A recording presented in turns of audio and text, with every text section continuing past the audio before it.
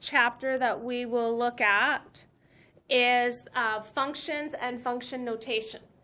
So if you remember from previous math courses, function notation, or a function, is a type of relation in which each element of the domain is related to exactly one element of the range. Each input has only one output. That's what it means in shortened form. If any element of the domain is related to more than one output, or more than one element of the range, it's not a function. When we were doing this in grade 10, we call it the vertical line test. If it passed the vertical line test, it was a function. Meaning if I could draw a vertical line through the graph and it only intersected the graph once, I had a function. If it intersected the graph more than once, I had a relation. So a function is a type of relation.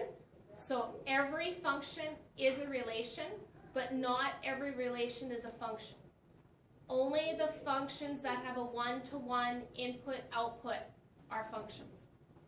Under function notation, we can say that under a function that we name f, the image of element x in the domain is denoted by this type of notation, which means f of x.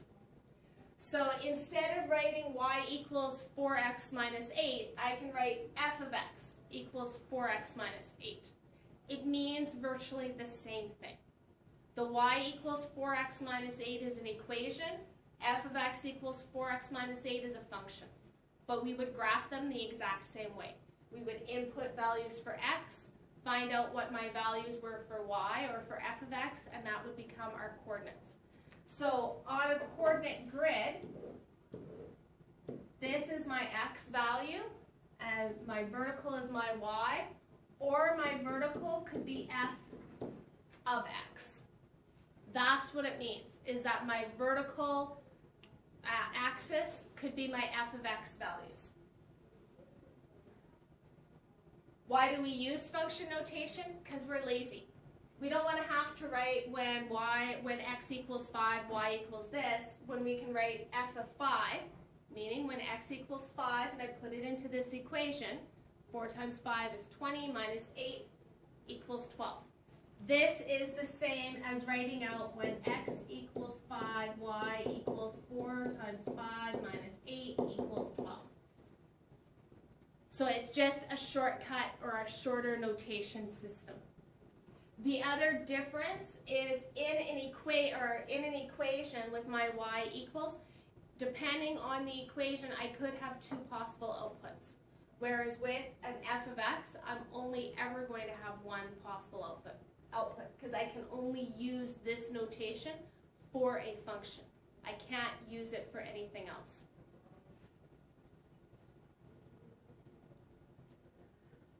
Then we have the zero of a function.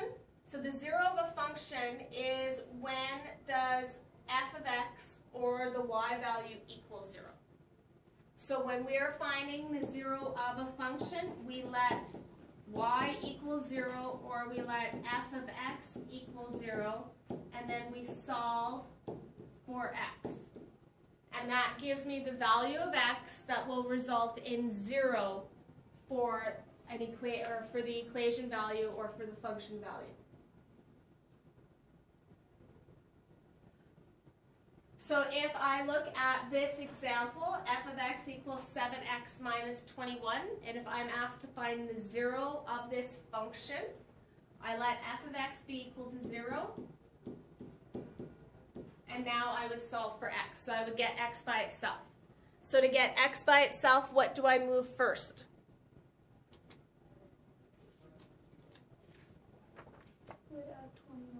Add 21 to each side. So 21 would equal 7x. And then divide by 7. And what is 21 divided by 7? So the zero of the function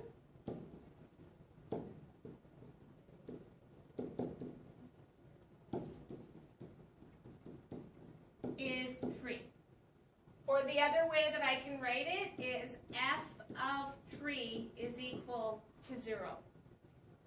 So the function at the value of 3 is equal to 0.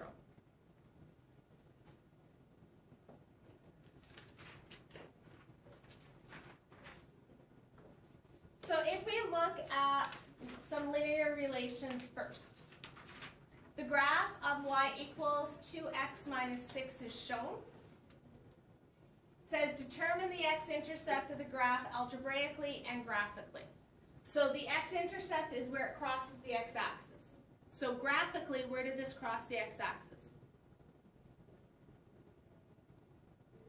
At 3. So I can see that from the graph. If I didn't have the graph and I wanted to find the x-intercept, do you remember from last year, how do you find the x-intercept? Can I have your attention, please? Power School is down, so we're just waiting for it to come. They're still working on some glitches. Thank you. Make y equal 0. Thank you. So we let y be equal to 0. So I get 0 equals 2x minus 6. And then what would I do? Solve for x. So move the 6 to the other side. Divide by 2. And what does x equal? It equals 3, which is the same thing that I had on the graph. If I have this equation, 2x minus 6 equals 0, and you're asked to find the roots of the equation, what you're asked to do is you're asked to solve the equation to find out what value of x will make this statement true. So how do I solve this equation? How do I get x by itself? Move the 6 over. And then what?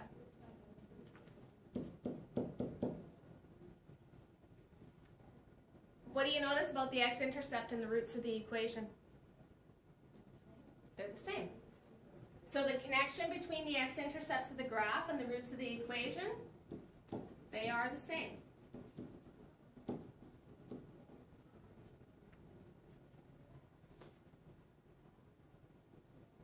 So instead of having a graph of y equals and an equation of 2x minus 6 equals 0, if I now have a function that instead is f of x equals 2x minus 6, what is the 0 of this function? So to find the 0 of the function, we let f of x equal 0. So I get 0 equals 2x minus 6. What's x going to equal? 3. And I know that because I've solved this equation now for the 3rd time. So now, what's the connection between the x-intercepts, the roots, and the zeros? They're all the same. So the x-intercepts of the graph and the roots of the equation and the zeros of the function are all the same, provided you have the same base expression.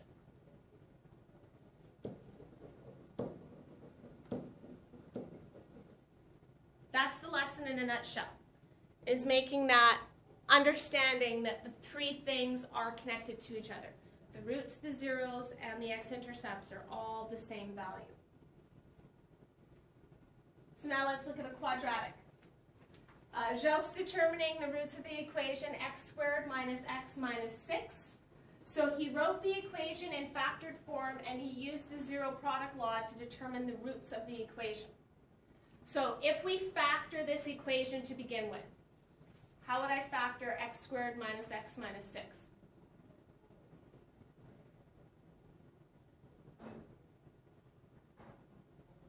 What would my sum and product chart look like? The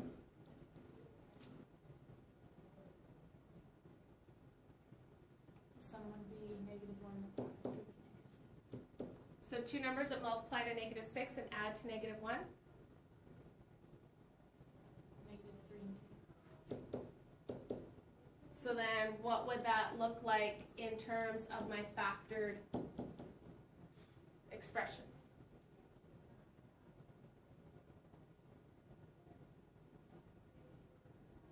What would I have?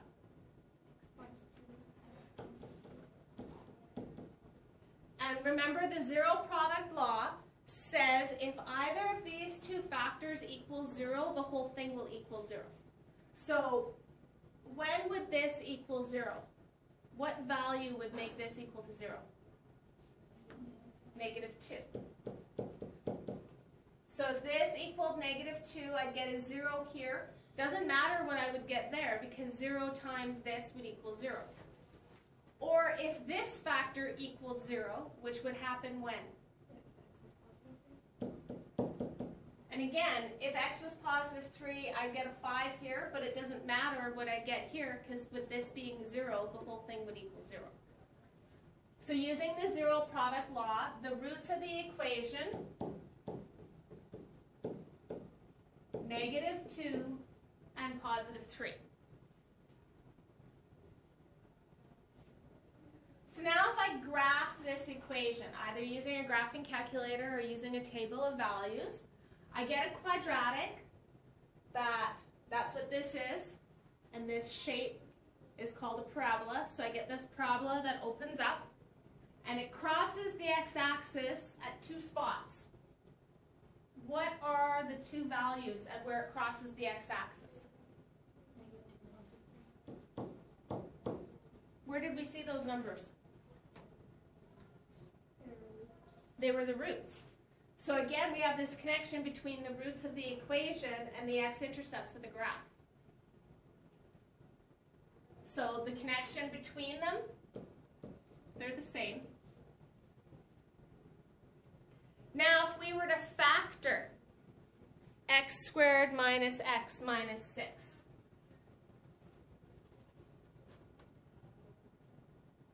so it says explain the connection between the factors and the roots of the equation. Well, the factors of the equation are the same as when I factored the equation to find the roots.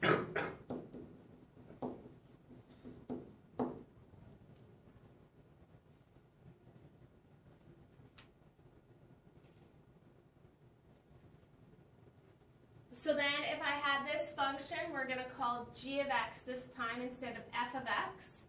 If I determined the zeros of that function, I would let g of x equal 0.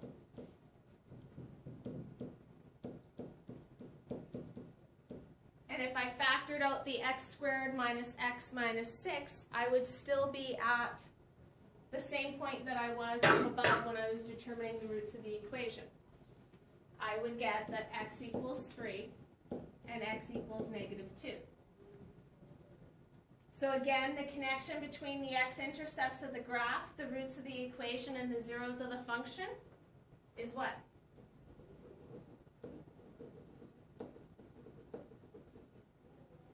They are all the same.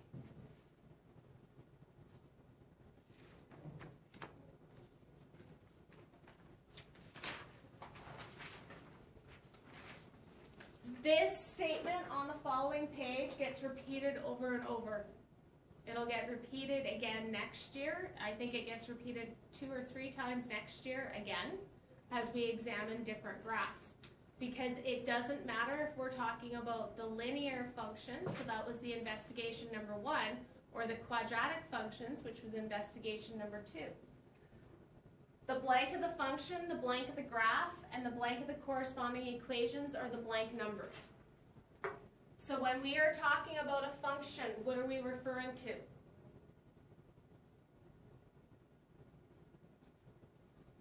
So your words are zeros, roots, and x-intercepts.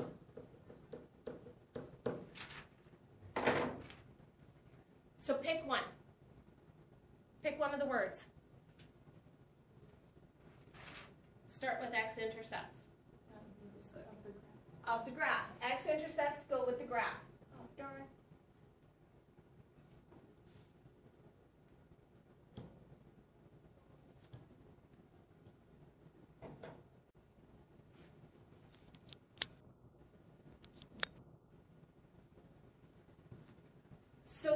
do the roots go? The roots go with, not with the function. The equation. The roots go with the equation, and it's the zeros that go with the function. So the zeros of the function, the x-intercepts of the graph, and the roots of the equation are all the same numbers.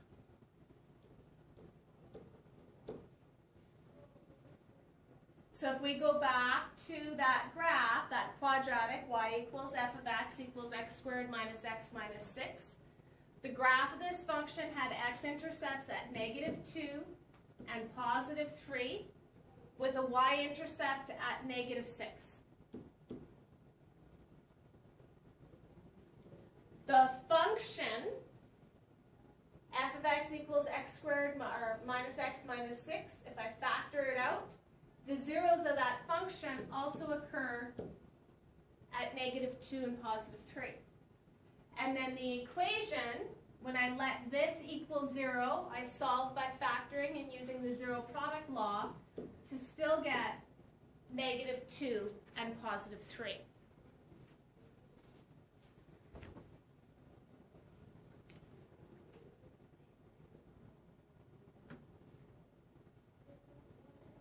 So it says, consider the equation 2x squared minus 7x plus 3. How can I use the zero feature of a graphing calculator to determine the roots of this equation? So if you grab your graphing calculators,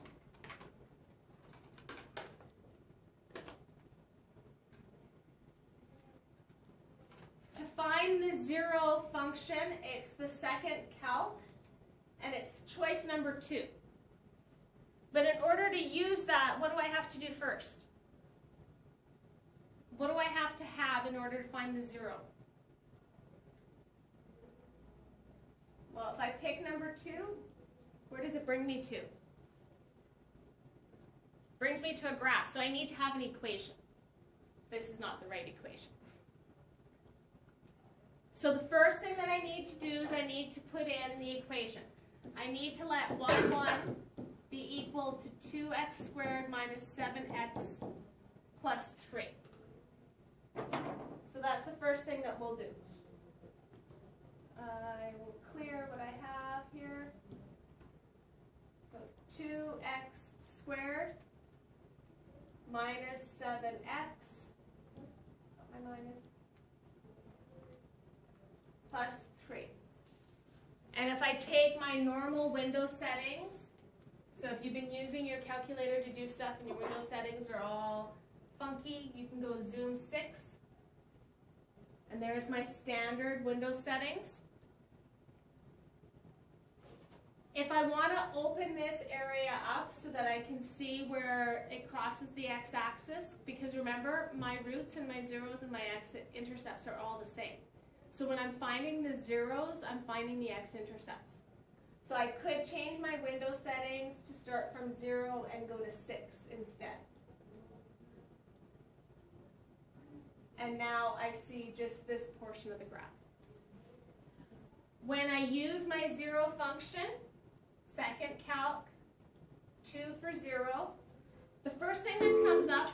Can I have your attention, please? Would all teachers please log out of PowerSchool? It is going to be down for the day. Sorry for the inconvenience. Thank you.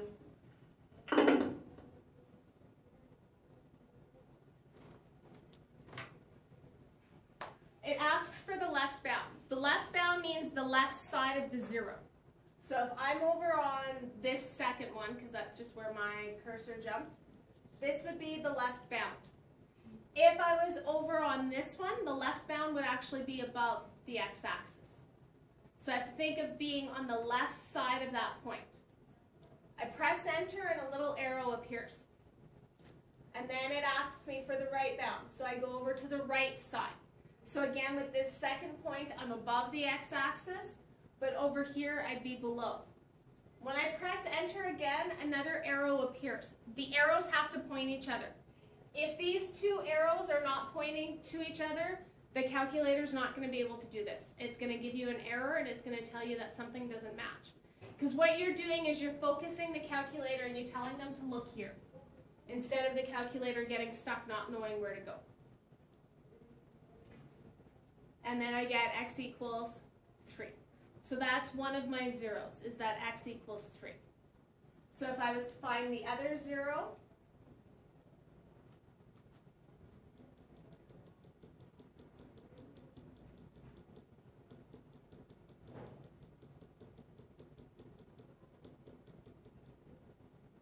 so left bound, I'm above the x-axis this time. Right bound, I'm below. And I can see when I go below, because I can see the y-axis change to a negative. My arrows are pointing each other. And I get x equals 0.5. So that's the answer for B, is that x equals 0.5 and 3. So how can I use the zero function? I let y1 be equal to 2x squared minus 7x plus 3 and use the 0 feature to find the x-intercepts. That's what you're doing, is you're finding the x-intercepts. And because the x-intercepts are related to the zeros and the roots, it's the same thing.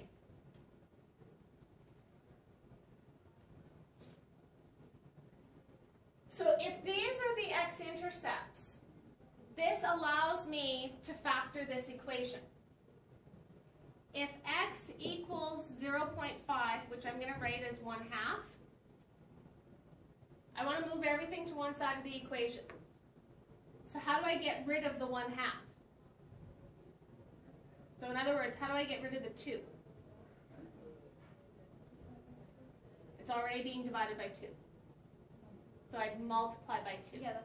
Okay? So I get 2x equals 1. Then bring the 1 over. And I'd get 2x minus 1. I also have that x equals 3. Bring the 3 over. And I get x minus 3 equals 0. These become my factors. So 2x squared minus 7x plus 3 equals 2x minus 1 times x minus 3.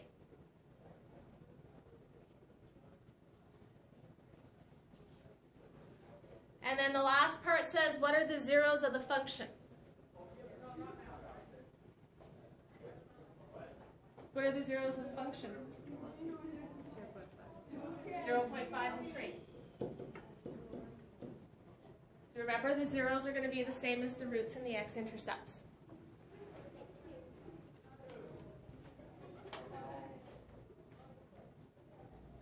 So to find the zeros of a function f of x, you can do one of two things.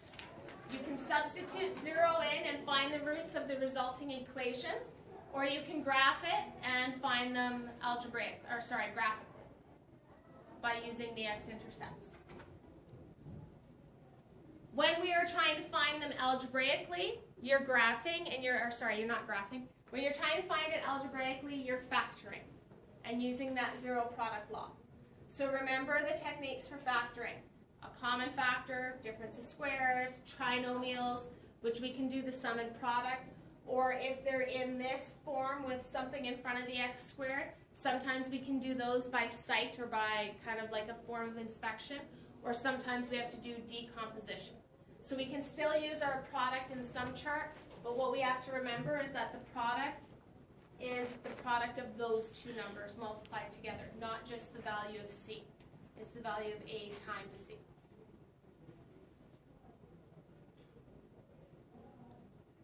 So we're going to look at class example number 4 and 5.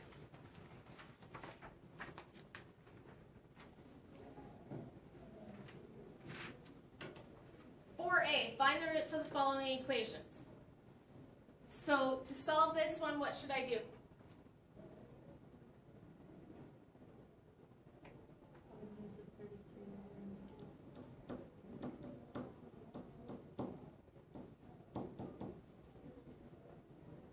Okay, so you turned it into a trinomial.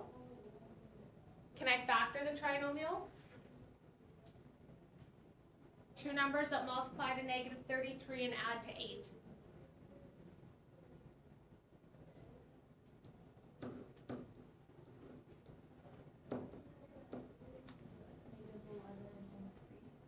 Or no, positive 11 and negative 3. Okay, so then I get x plus 11 and x minus 3. So what would the roots be? Negative 11 and positive 3. Yes.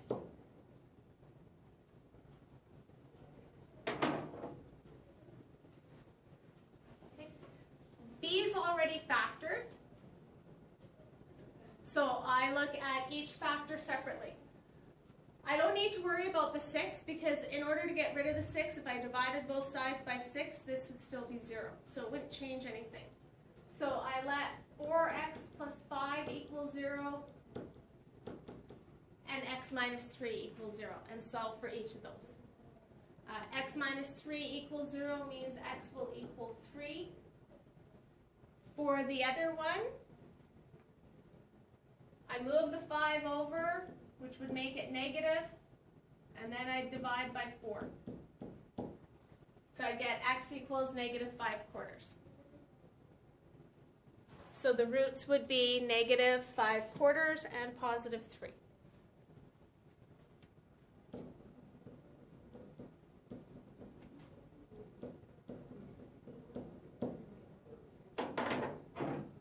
Okay, what would I do with C?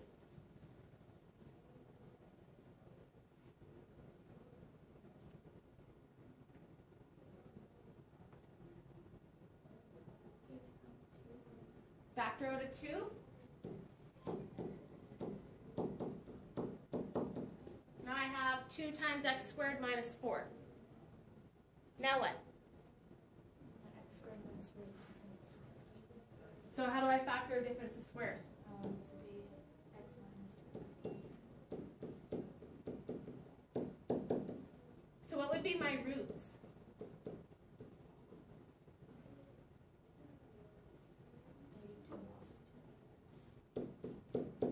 Which I can write together, plus and minus 2.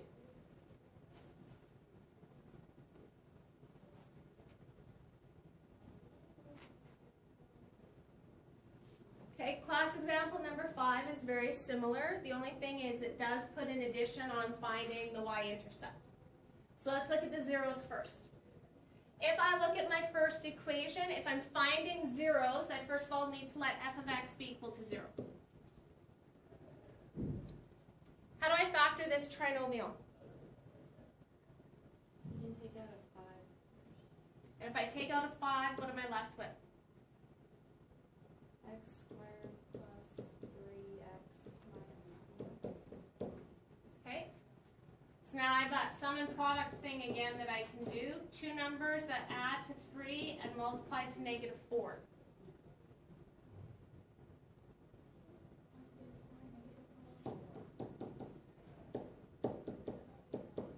So I get x plus 4 and x minus 1.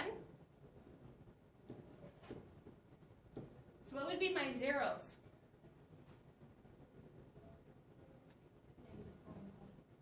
Negative 4 and positive 1. And what's the y-intercept? So how do I find the y-intercept?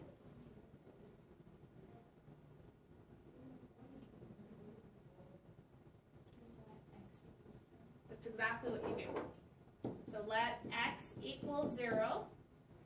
So if x equals 0, what am I going to get? 5 times 0 squared plus 15 times 0 minus 20.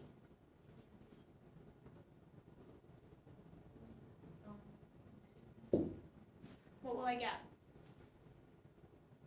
What will this equal? 0. What will? So the y-intercept would be negative 20.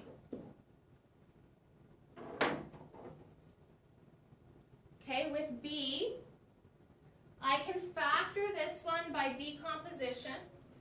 Or I could factor this by sight, based on the fact that 3 is a prime number.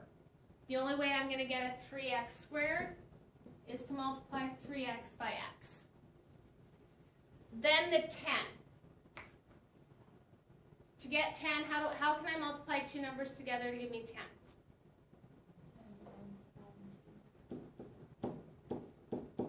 Okay. Which one makes more sense to use?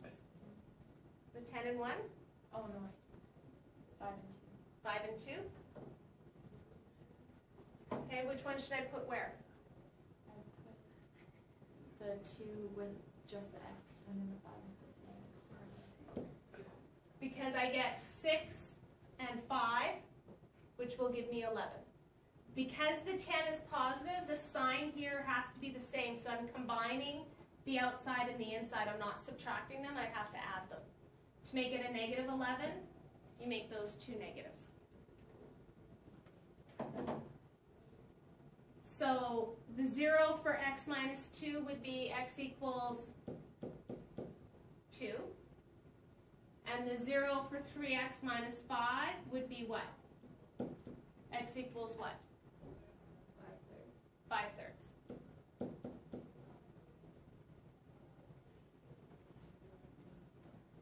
What's the y-intercept?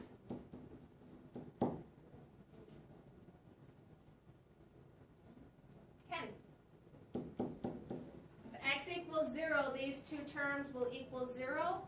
So I'll get 0 minus 0 plus 10, which will give me 10. Okay.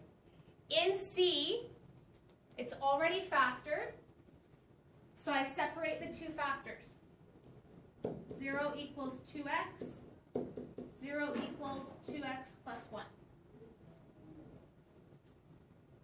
So if 0 equals 2x, what does x equal?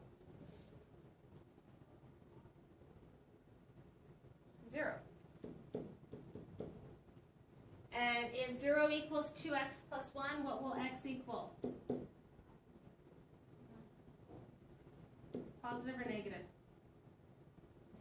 Negative. So those are my zeros. My y-intercept, I let x equal 0. 2 times 0 times 2 times 0 plus 1. What's 2 times 0? And 2 times 0 is 0, plus 1 is 1. 0 times 1? 0.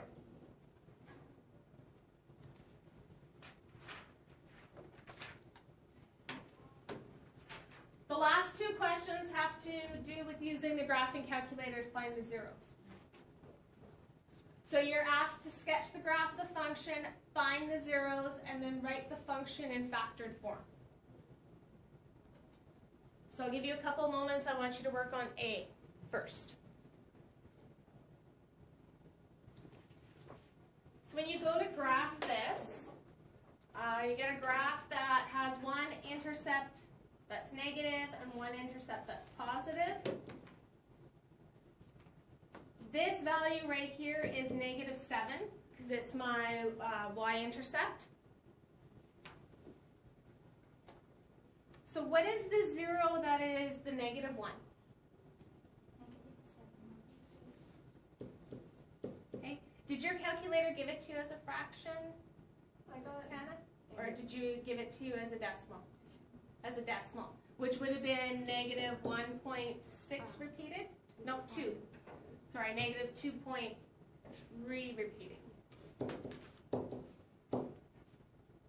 And then the other intercept? 1.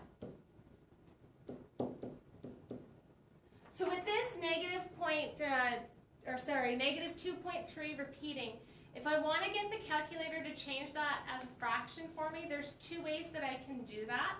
The one is I can go to my screen and I can type in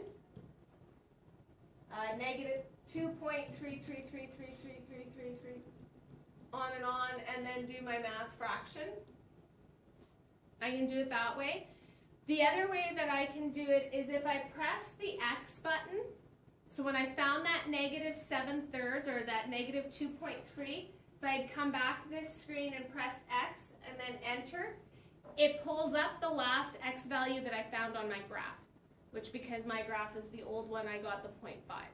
And then I can do the same thing. Math frac changes it to a 1/2. So those are two ways that I could have the calculator help me find the fraction. So now that we have the zeros, so the zeros are negative 7/3 and 1. In factored form, that means I have x equals negative 7/3. So I move everything to the other side. Multiply by 3, and then add 7. That becomes one factor. And then I do the same thing with my x equals 1. Bring the 1 over, and I get x minus 1. So this function in factored form ends up being 3x plus 7 times x minus 1.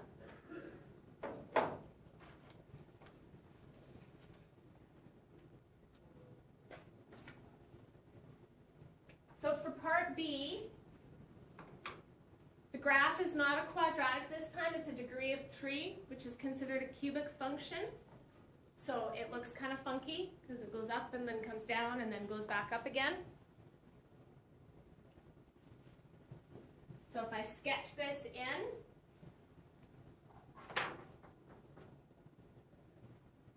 I get a graph that looks like something like that. This point here would be at 7. That's where it crosses the y-axis.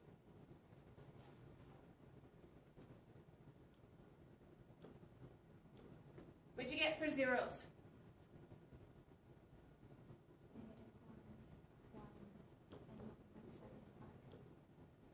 So negative 1, 1, and 1.7. okay, and what's 1.75 as a fraction? 7 points. 7 points. We want to write our zeros as fractions. If we write them as fractions, it becomes much easier to write them as a factor afterwards. So in factored form, so my zeros, negative 1, positive 1, and 7/4. So my 0 of negative 1 produces what kind of a factor? X plus 1. And my 0 of 1 would give me a factor of x minus 1. And the 7/4, if you want to do that one to the side, x equals 7/4. To get rid of the 4, I multiply by 4. And then I subtract by 7. So there's my other factor. So this is g of x in factored form. So your questions